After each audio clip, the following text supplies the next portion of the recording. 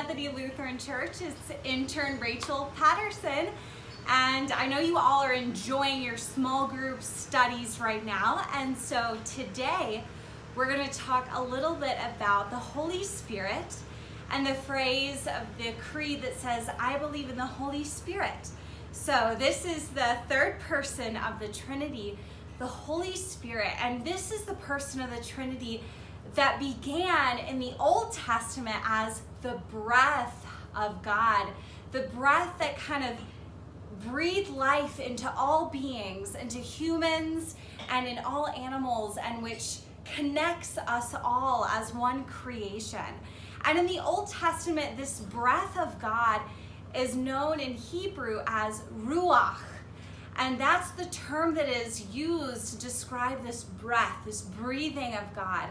So it is part of God. It's a person of God, but it also has its own unique qualities, and the fact that this person of the Trinity is with us today, now, at this stage in our lives when Jesus is also with us, but also kind of separate from us.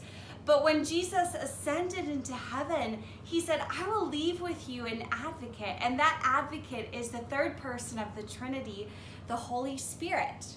Now, in the New Testament, this Spirit gets kind of its own unique language as well. In the New Testament, it's the pneuma, and that is the language for spirit in Greek. So it becomes this advocate for us. It's this person of God who is within us and which connects us to one another as the children of God. We may not be able to see the Holy Spirit, but we can certainly experience the Holy Spirit within one another. And when we converse with one another and we kind of pray that the Spirit embody us and the Spirit speak through us, that's an amazing thing. This Sunday, so I'm filming this a couple days before Pentecost Sunday. That's kind of our big day of the church here when we celebrate the Holy Spirit, and how in the book of Acts, the Holy Spirit worked through the different disciples and those following Jesus so that they could connect with new people who hadn't heard of Jesus Christ. And so they didn't always have Jesus with them in the same way, but they had Jesus with them through the Holy Spirit. And the Holy Spirit helped them to speak to people in different languages. And it was the way that we connect with one another. So the Holy Spirit is such a powerful person of the Trinity.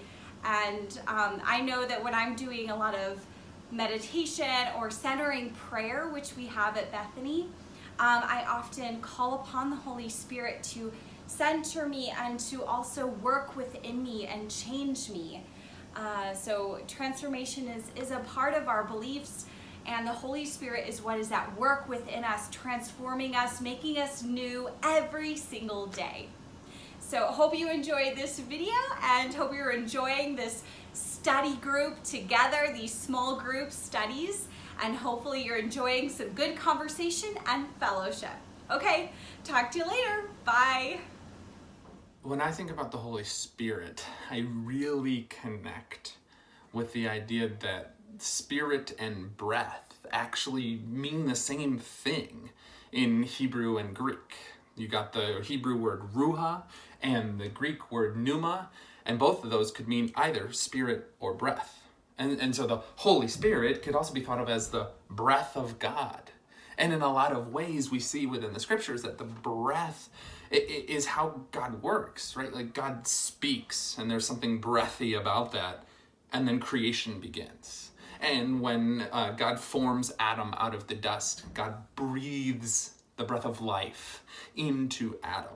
And so there's this cool connection between taking a breath and connecting with the Holy Spirit.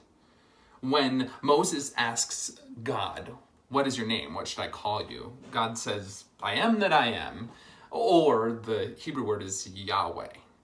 And what Hebrew scholars have found, and what they believe, is that the name Yahweh is actually the same as the sound of human breathing. Yahweh, Yahweh. And And so some people will say that every time we take a breath, we confess the name of God. Even if we might struggle with what we believe about God, even if we have our doubts, each and every breath we take connects us to this divine person, this Holy Spirit that is always within us. I've just gained so much comfort from that thought, that God is as close as my next breath. And even personally within my prayer life, taking time to focus on my breathing and to think about the gift that life is and the way that God is present, that too has been an extremely powerful experience.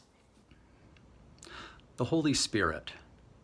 As much as I can be awed by God the Creator and the creation that is here, as much as I can be befriended by Jesus and understand God in the flesh, desiring to be that close to us, when it comes to the Holy Spirit, it's something that's maybe less tangible, but in sometimes more real, even if it's not definable. When I was in the hospital room and my son was born, the emotions that swelled up inside of me, I can't even describe them to you. All I know is the Spirit of God was present. When I sit on top of a mountain and tears come to my eyes because of the beauty that's around me, it's not really a God of creation that creates that, but I know it's God's Spirit that's in me, creating that feeling within me. When I preach or gather in worship, and I walk into that place not exactly knowing what I'm going to say, I count on the power of the Holy Spirit to move me in that moment. When I gather with a family in a hospital room, or sometimes gather with them in prayer before a funeral, I can't even tell you the emotions that are there, but I know that God is present, and that's the power of the Holy Spirit. All I could tell you about the Spirit is it's a power that's beyond my own defining, and yet it's something that I never am without. It's a part of knowing God's presence in my life whenever I turn myself over to the power of God for me. The Holy Spirit, it's in every breath. It's in every wisp of wind.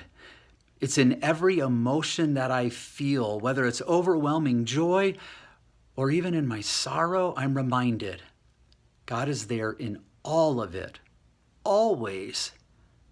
That is the power of the Holy Spirit.